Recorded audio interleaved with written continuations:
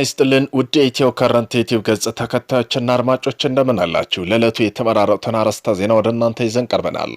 በአማራ ክልል በደቡብ ጎንደር ዞን ውስጥ የሚገኝ ወረዳ ታጥቀው ሲንቀሳቀሱ የነበሩ የፋኖ ኃይሎች የሰላም አማራጭ ተቀብለው ገብተዋል። የሰላም አማራጭ ለተቀበሉ የፋኖ አባላት የደቡብ ጎንደር ህዝብ አቀባበል እያደረገላቸው ነው። በዚሁም ጋር ተያይዞ ፋኖ ኃይሎች በአንድነት ድርጅት ስር መሆን ድርድር ያቀርባል ወይስ ውጊያ ያጠናክራል? ከሁለት ዓመታት ለተሸከረው በርካታ የተለያዩ እዞች ስር የሆነው ከመንግስት ጋር ሲዋጉ የቆዩ ፋኖ ኃይሎች በመጨረሻም ወደ አንድ ድርጅት የመጡ ይመስላሉ። በዚህም ጉዳይ የዜና ትንታኔ አካተናል። ቆይታችሁ የምትሰሙት ይሆናል።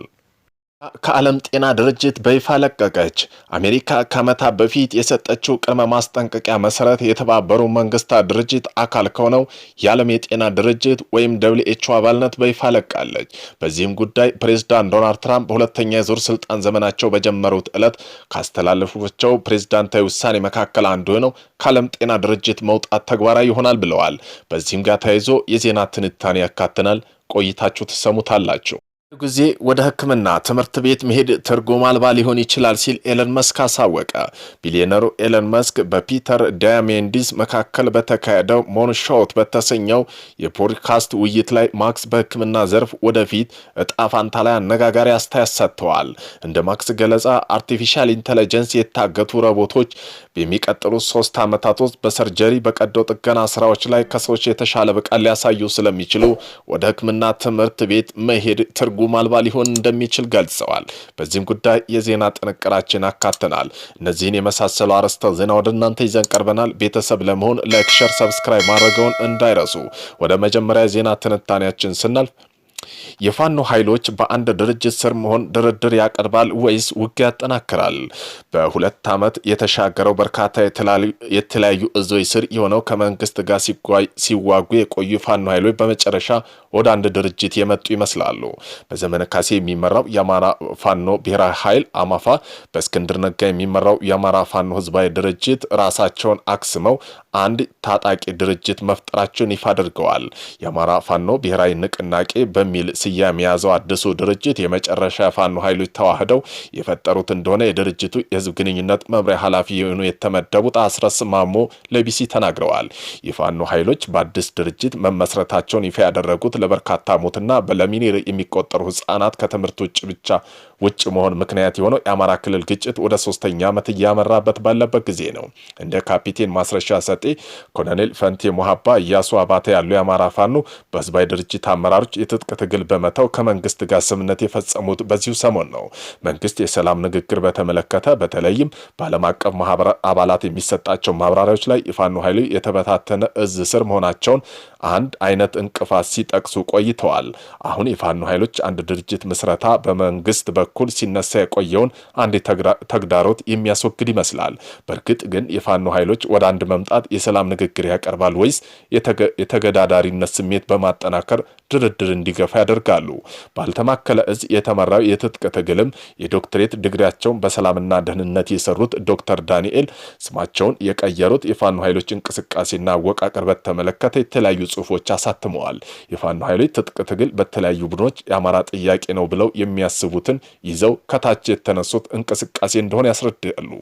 በዚህም ምክንያት በየቦታው በጣም ብዙ የተለያዩ ቡድኖች እንደነበሩ የሚገልጹት ተመራማሪው የታጣቂዎች አመራር መስመር ማዕከል እዝ የሌለው እንደሆነ ያልተማከለ እንደነበር አብራርተዋል። አትርሳው ነጮና ያሬድ ደበብ የተባሉ አጥኚዎች የካቲት 2016 ዓ.ም ባሳፈሙት አንድ ጽሑፍ ላይ በክልሉ 9 የተለያዩ የፋኖ ቡድኖች እንደሚንቀሳቀሱ አመላክተው ነበር። የእነዚህም ኃይሎች የእርስ በርስ ግንኙነት የላላ እንደሆነ እንዲሁም አብዛኛው አነስተኛና ራሳቸውን ችለው የሚንቀሳቀሱ እንደሆነ ጽፈዋል። ይህንን ሐሳብ የሚጋሩት ዶክተር ዳንኤል የአማራ ጥያቄ የሚሉት ላይ ላይለያዩ ይችላሉ፣ ነገር ግን በአካሄድ በምን መንገድ ማስፈጸም እንችላለን፣ ምን አይነት የፖለቲካና ወታደራዊ ስትራቴጂ ይዘን የምንሄድ የሚለው ይለያያል ሲሉ በወቅቱ ስለነበራቸው ልዩነት ያስረድታሉ። ይህን አይነት ቅርጽ የያዘ ትግል የአማጽያን እንቅስቃሴ አንድ መግለጫ እንደሆነ የሚያስረዱት ዶክተር ዳንኤል በንድፈ ሐሳብ ደረጃ የራሱ ጥቅሞች እንዳሉት ይገልጻሉ። ያልተማከለ በሆነ የእዝ ሰንሰለት የላላ በሆነ ቁጥር በማንኛውም ሰዓት ያለምንም የበላይ ትዕዛዝ የራሳቸው ወታደራዊ ኦፕሬሽን መስራት ይችላሉ ብለዋል። በመንግስት ኢላማ የመደረግ እድላቸው በጣም ይቀንሳል፣ ምክንያቱም ብዙ ቦታ ላይ ያሉትም ሲሉ በማለት ያብራራሉ። በተቃራኒው ግን ይህ አካሄድ አንድ አለመሆን እንደሚያስከትል ያነሱት እንደ ዶክተር ዳንኤል ገለጻ ቡድኖች በአንድነት ከሌሎች በድርድር የሚመጣ የሰላም መፍትሄ ለማስፈጸም በጣም ከባድ ነው ብለዋል። ፍላጎታቸውና ጥቅማቸው በግልጽ የተብራሩ እንደሆኑ እንደሚያደርግም ያክላሉ።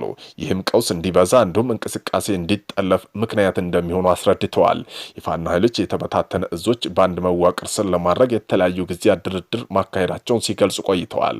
የእነዚህ ሂደቶች የተሳኩባቸው አጋጣሚ ቢኖሩም ረጅም ጊዜ የወሰዱ ድርድሮች ሲከሽፉም ተስተውለዋል። የፋኖ ኃይሎች በመካከላቸው ያለው ልዩነት ሰፍቶ በደብ በሚፈላለጉ እርስ በርስ እየተዋጉ እንደነበረም ዶክተር ዳንኤል ገልጸዋል። ባንተው ሽፈራውና ጆን አሻሚያ የተባሉ አጥኚዎች የፋኖ ኃይሎች በአንድነት ክፍፍል በተመለከተ ባለፈው ዓመት መጨረሻ ባሳተመው መጻጥፍና ቡድኖች የርዕዮተ ዓለምና የፖለቲካ ግብ ልዩነት እንዳላቸው ጽፈዋል። እስክንድር ነጋ የሚመራው የአማራ ማንነት ኢትዮጵያ ጋር የተጣበቀ በመሆን አማራ ራሳቸውን ከኢትዮጵያ ነጥለው መመልከት እንደሌለባቸው እንደሚሙግት አስረድተዋል። በተቃራኒ ወገን ኃይሎች ደግሞ ምልከታ ደግሞ ጥልቅ መሰረት የጣለው በአማራ ብሔራዊ ማንነት እንደሆነ ጸሐፊው ጠቁመዋል። ይህ አመለካከት የአማራ ብሔርተኝነት እንደ ኢትዮጵያ መልሶ መገንቢያ መንገድ አድርገው ከማየት ይልቅ በአማራ ሕልውናና ጥቅም ቅድሚያ የሚሰጥ ነው ሲሉ ልዩነታቸውን አብራርተዋል። ዶክተር ዳንኤል ይህ አማራነት ወኢትዮጵያ ይቅደም የሚለው ክርክሩ አንዱ የክርክሩ የክፍፍሉ ምንጭ እንደነበር ቢያትሙም ከዚህ በላይ ግን አውራጅነት ዋነኛ ተግዳሮት ነው ይላሉ።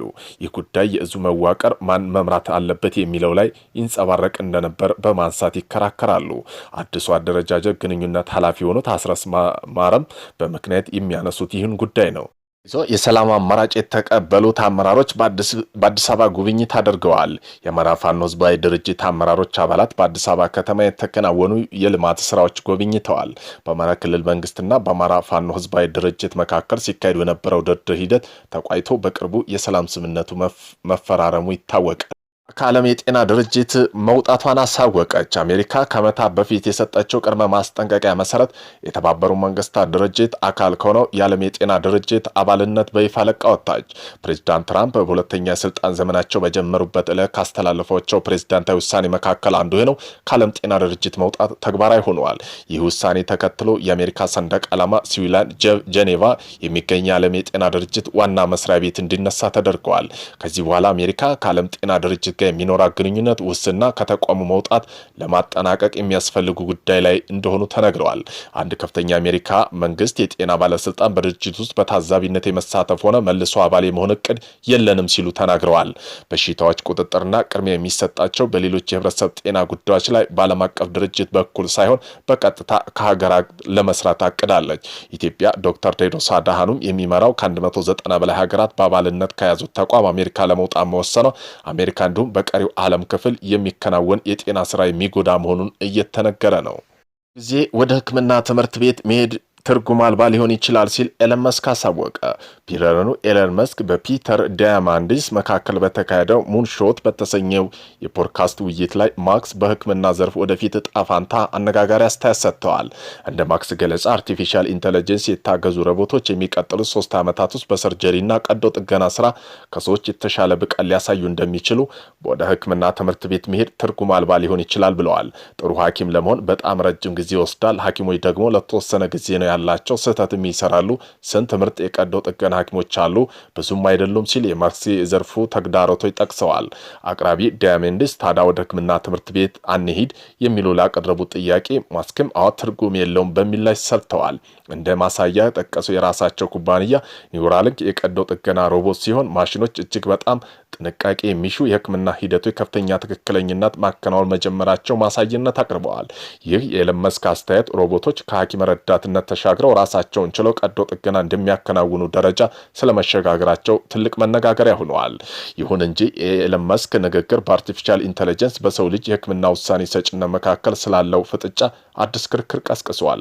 አንዳንዶቹ የቴክኖሎጂ እርገት ሲደግፉ፣ ሌሎቹ ደግሞ በሕክምናው ዘርፍ የሰው ልጅ ጥንቃቄ የሞራል ውሳኔ ማሽኖች ሊተካ እንደማይችል እየተገለጸ ይገኛል።